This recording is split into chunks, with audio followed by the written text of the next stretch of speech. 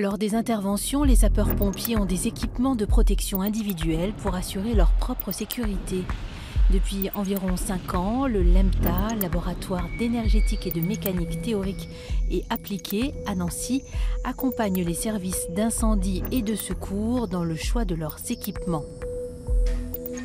Voici 2 casques. La question est lequel protège le mieux du rayonnement, le pompier. Ce spectromètre à transformer de Fourier possède à l'intérieur une source de rayonnement dans le domaine infrarouge. Ce rayonnement en fait, va être envoyé par cette multitude de miroirs jusqu'au casque. Donc le signal traverse complètement cette sphère en or ici. Et ensuite, le casque réfléchit ce rayonnement-là. Et grâce à cette sphère intégrante, nous allons recueillir, on va dire, la part du rayonnement qui est réfléchi par le casque. Ce que l'on peut voir ici en fait, à l'écran, c'est que pour ce qui est en noir, c'est la référence. Et en rouge, c'est le signal qui a été réfléchi finalement par le casque. Ces outils-là sont un peu des formidables isolants, qui vont protéger le pompier d'une augmentation de chaleur.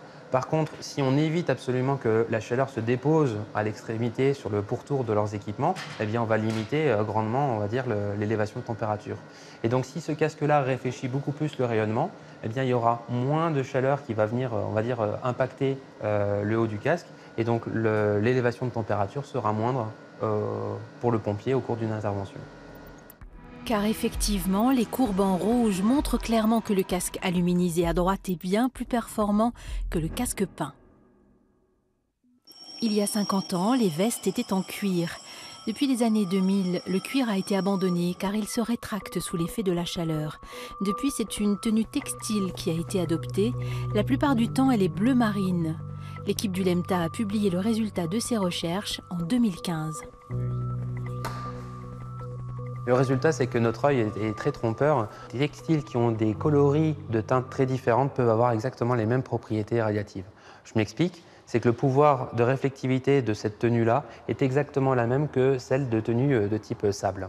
Alors que pour les tenues de couleur rouge, en fait, on a un gain en termes de réflectivité, c'est-à-dire qu'elles protègent un peu mieux, on va dire, contre le rayonnement thermique. Ça a été d'ailleurs l'un des choix qui a motivé la brigade de sapeurs-pompiers de Paris à changer la couleur de leur tenue. Et les nouvelles tenues de pompiers de Paris, les voici en 2017. 14 secondes supplémentaires avant que le rayonnement extérieur puisse toucher le pompier, puisse toucher le corps humain. Ça veut dire des secondes très précieuses pour pouvoir s'engager encore plus intensément. Beaucoup de départements ont abandonné les casques peints au profit des casques aluminisés. Un label se met en place progressivement pour promouvoir les équipements aux propriétés les plus efficaces pour la sécurité de tous les pompiers, comme c'est déjà le cas pour ceux de Paris.